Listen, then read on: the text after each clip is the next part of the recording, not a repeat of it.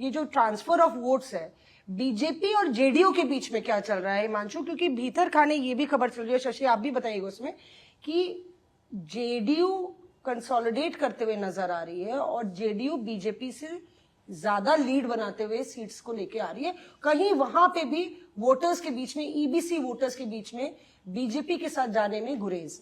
नहीं, दो एक चीज देखिए कि जेडीयू के खिलाफ जो 20 में माहौल था ना, वो तो है नहीं। नीतीश कुमार के खिलाफ जो माहौल 2020 में था वो नहीं है। महिला है, और महिला पे अगर मैं फिर बोलूं कि जो पहले पैसा दे दे उसकी विक्ट्री होती है, तो एक तमाम एग्जाम्पल हैं। मैया योजना झारखंड में काम कर गई, लड़की महाराष्ट्र में कर गई, मध्य प्रदेश में कर गई, और जिन्होंने घोषणाएं ज्यादा की हरियाणा में या छत्तीसगढ़ या उड़ीसा में, वो स्वीप हो गया। सवाल यह है कि जेडीयू इस बार चुनाव बड़ा डिफरेंट लड़ रहा है। उसके कैंडिडेट सिलेक्शन बहुत अच्छे हैं, उसका सोशल मीडिया बहुत अच्छा है। मैं किसी से बात कर रहा था तो बीजेपी ने जो है अपने विधानसभा जो सीट वो लड़ रहे हैं उन्हीं के फेसबुक पेज बनाए, लेकिन जेडीयू ने 243 विधानसभा सीटों पे फेसबुक पेज बनाए हैं।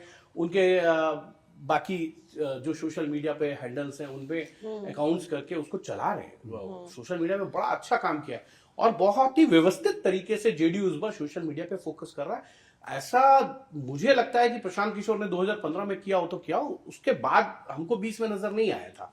लेकिन इस बार जेडीयू ने पूरी तरीके से candidate selection, social media, campaign strategy उनकी बहुत अच्छी है। अगर आप देखें, एक चीज बड़ी उठी कि जब बारिश हो रही थी 3 दिन, तो तेजस्वी घर से ही फोन से कर रहे थे और उधर नीतीश कुमार 500-600 किलोमीटर में गाड़ी से जाके कैंपेन कर रहा है। तो उसको भी उन्होंने एक तरीके से दिखाया कि देखिए, एक 75 साल 74 साल का नीतीश कुमार है, और दूसरी तरफ वो घर से, तो वो उनकी एक स्ट्रेटेजी इस बार नजर आ रही है और बहुत फोकस्ड वे में वो चुनाव लड़ रहे हैं। ऑर्गेनिकली इसको बहुत फैलाया है सोशल मीडिया पे। जो बात कर रहे हैं हिमांशु जी कि जो विजुअल थे, गाड़ी वाले विजुअल बारिश के समय, और ये जस्टा पोस्ट करके, एक तरफ नीतीश कुमार का विजुअल चल रहा है जिसमें वो गाड़ी से जा रहे हैं, लोग रुक रहे हैं, मिल रहे हैं, और दूसरी तरफ तेजस्वी यादव फोन पे बात कर रहे हैं। रैली फोन से एड्रेस किया है उन्होंने कई सारा।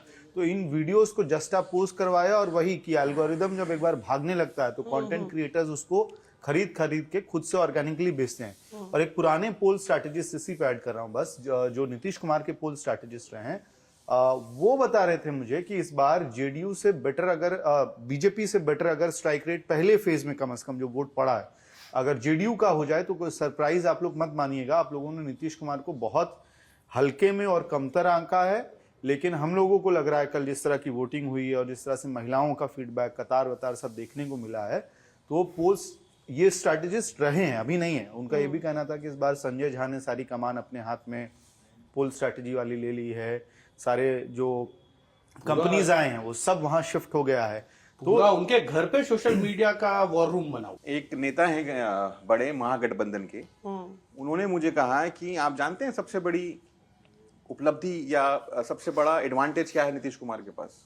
उन्होंने कहा सबसे बड़ा एडवांटेज उनके पास ये है कि उनके जो 20 साल हैं वो हमेशा कंपेयर किए जाएंगे 15 साल लालू प्रसाद यादव के, और वो हर किसी भी मायने में वो बेहतर निकले। तो आप किसी भी चीज में अगर आप कंपेयर करेंगे 20 सालों को 15 सालों में, क्योंकि उनका जो कॉम्पिटिटर है, नियरेस्ट कॉम्पिटिटर, वो 15 साल जो हैं, क्योंकि आज भी आप देखिए सबसे बड़ा मुद्दा क्या है, जंगल राज।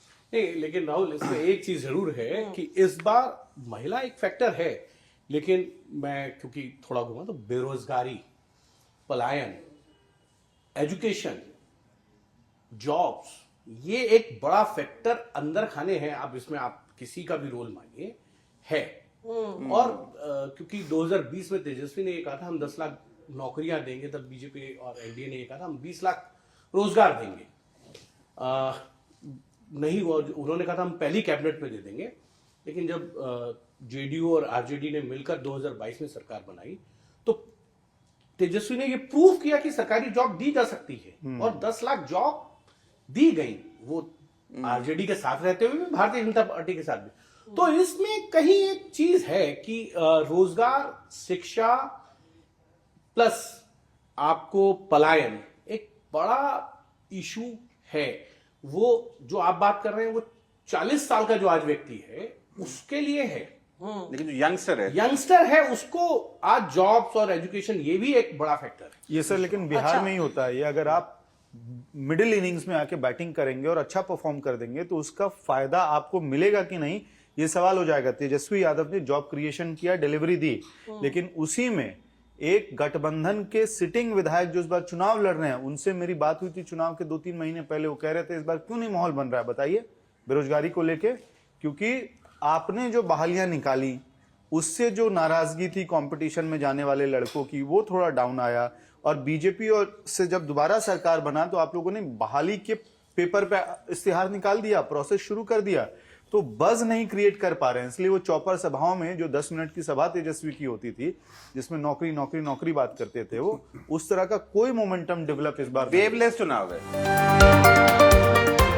Reporters off.